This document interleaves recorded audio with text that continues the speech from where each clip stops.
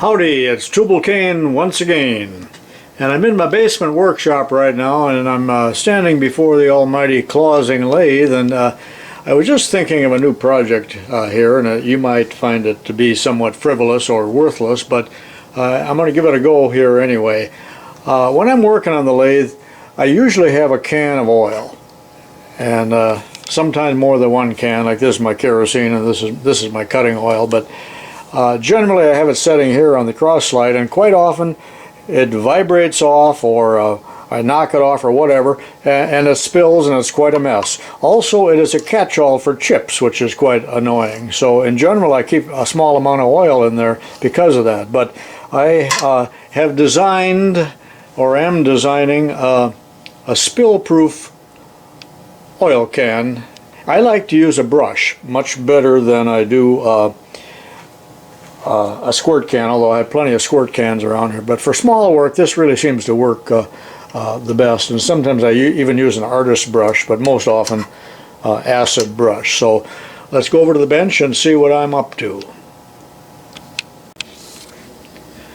I made the prototype yesterday, but now I'm going to have an improvement on it. And the thing I don't like about my prototype here, and this was made with a can of sun-kissed tuna. But what I don't like about my prototype is it's too shallow this way, even with the copper insert in here. And what I don't like about it is that the brush is really only going in this deep, and it's kind of top heavy, although this will serve as one of my auxiliary cans. But I'll show you how I'm going to improve it.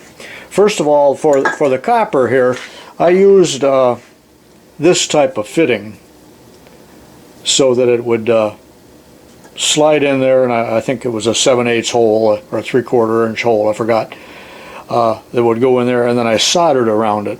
But there's a bit of a restriction right here also. So on my new one that I am designing, and you know, I'm just like Detroit, I make a prototype of everything. First of all, I'm going with a larger can of tuna.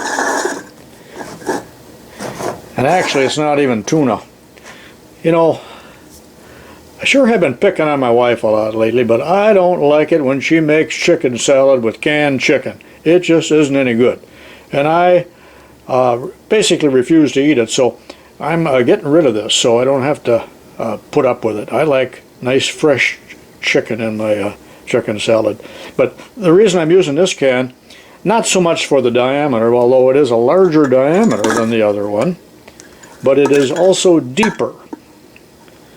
All the deeper to pack that unedible chicken, I guess, is the idea. But you know, this is about a $3 can, so this is probably false economy, but I will have to pick the chicken out of there, and I will feed it to Smokey, the neighbor's cat. He'll love me for that. Notice I already found the center, and I think I overdo the perfection. You know, it couldn't matter less if it's in the center. Now don't cut the top off. The whole idea here is that we're going to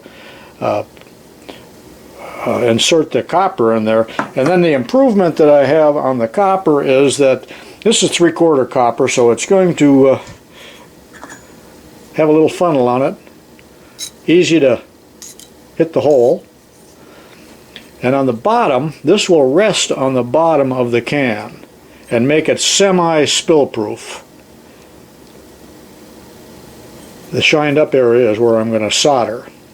So it will be near the bottom of the can like this, and the oil can get back into there, but yet when it gets tipped over or falls off, not so much oil is going to escape, at least not very fast before you can pick it up. So that's the game plan here. Copper, steel can, and don't get a steel can or a can that has one of those pop-off lids like Pringles that's made out of aluminum. It needs to be a steel one if you're going to solder to it. I'm going to center punch this, and then I'm going over to the drill press, and I hope I don't get a face full of chicken juice when I do this. Good enough. See you over at the Walker Turner drill press. This is a 7/8 hole saw. I put a newspaper down here because I don't want any chicken juice on my drill press. So I'm going to pierce this, at least with the pilot portion.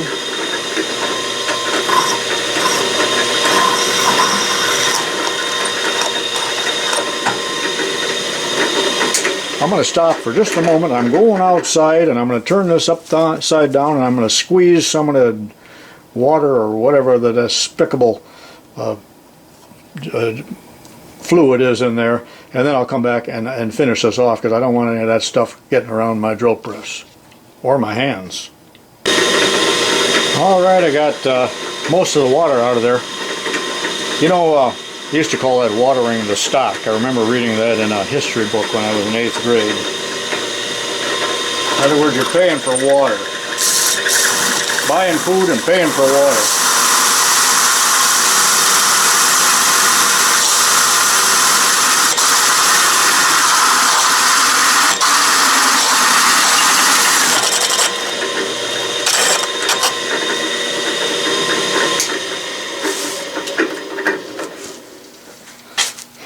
Smells horrible. Okay, I'll see you in a half hour after I get my tweezers out and feed Smokey. Boy, that cat's gonna love me. I just hope he knows this is a one-time affair and doesn't start hanging around here. So I got a nice clean hole, and I even brightened it up a little with emery cloth there where I'm going to solder, and I put a little bit of soldering paste on there. It's just rosin core. And similarly, this has been brightened up and has a little bit of soldering paste on there. And I'm going to... That's a little bit more of a sloppy fit than the other one, because the other one, the reason I used it was that it rested on a shoulder and made for a real good fit. Not that it matters if it would leak, but it's just a matter of well, perfection, I guess. Remember what the bottom looks like here. I just sawed and then filed those slots. You could drill a cross hole too, do the same thing. Now when you solder something like this, you don't want the big heavy duty soldering torch. Even this one's a little too heavy, so I'm going to use... I've owned this a couple years, and yesterday was the first time I ever used it, but I do like that. I think they call it a micro soldering torch. Job Smart pencil torch is what it is. Pretty neat though. You fill it with butane like a lighter. Okay, let's see how that goes.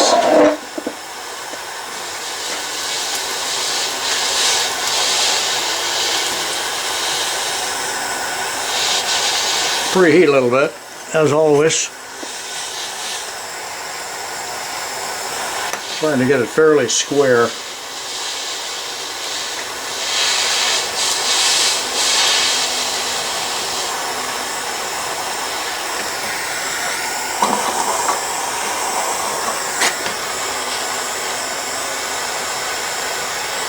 Well, that solder flows in there nice. I hope it fills the gap. So.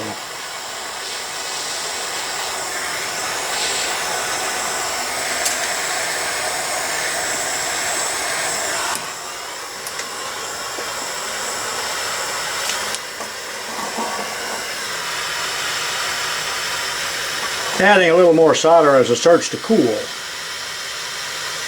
but I don't like clumps of it. Remember, only 3 things matter when you're soldering: cleanliness, cleanliness, and cleanliness.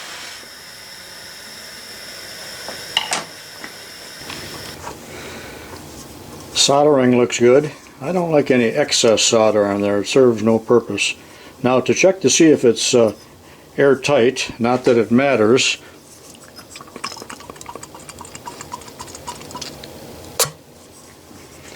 I sucked on it and formed a vacuum like you would on a Coke bottle, and yes, it holds the vacuum. Some of you are saying, why didn't you take that label off before you soldered? And I'll tell you why I didn't. Because, you know, they put the labels on with hot glue. I worked in a cannery. I know how that works. As hot glue, it's used to pick up the label, and then also it seals the label. But yesterday, the heat from soldering caused this to get sticky, and was like trying to hang on to a fly paper. And every time I turned it, you know, it was quite annoying. And then I did remove it with brake cleaner later on, but I think I'll just leave that on because the job is essentially done.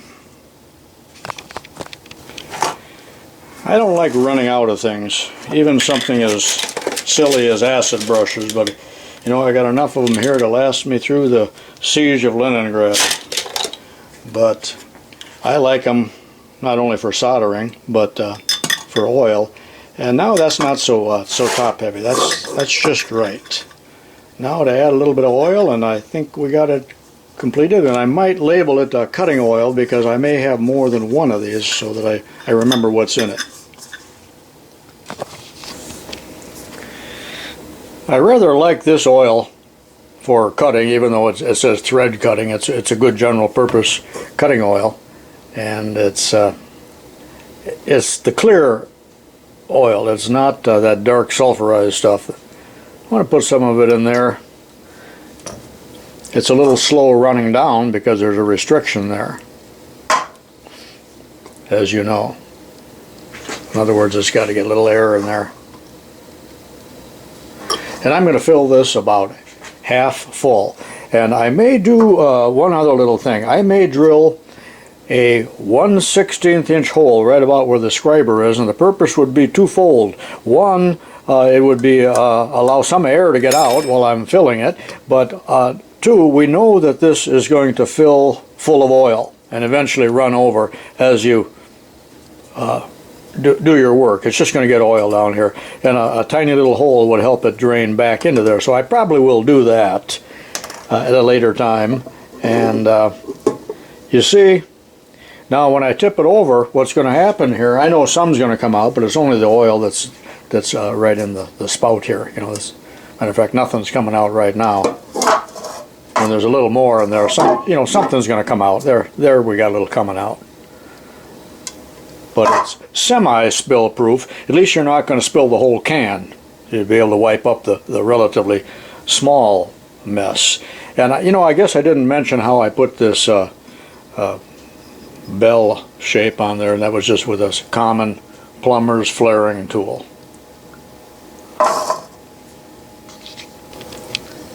I did indeed just drill a 1/16 inch hole right there, and that serves to eliminate the airlock when I go to fill it. And eventually, as oil spills out here, it will have a place to run back in there, even though it'll be at a relatively slow rate. Actually, old Tubalcain has more oil cans than Heinz has pickles, but here's my new one, and with the brush, ready to go to work. I may turn this one into my kerosene can instead of using this. Not as much odor will escape. I do not like the smell of kerosene. You know, Henry Ford used kerosene as a hair dressing because he claimed it was good for the scalp. I wonder if Clara liked kissing him. I keep my whey oil in a regular old oil can, and this is 20 weight non-detergent, which is good for most of the general lubrication on a lathe. And then I got this type with a flexible spout that allows me to squirt up underneath the gearbox and get into the gears. Well, that's about it for oil cans, and give this a try, or maybe I just entertained you. I'm not sure if anybody will ever do this, but that's my spill-proof or semi-spill-proof oil can. And this is Tubalcain saying, so long for now.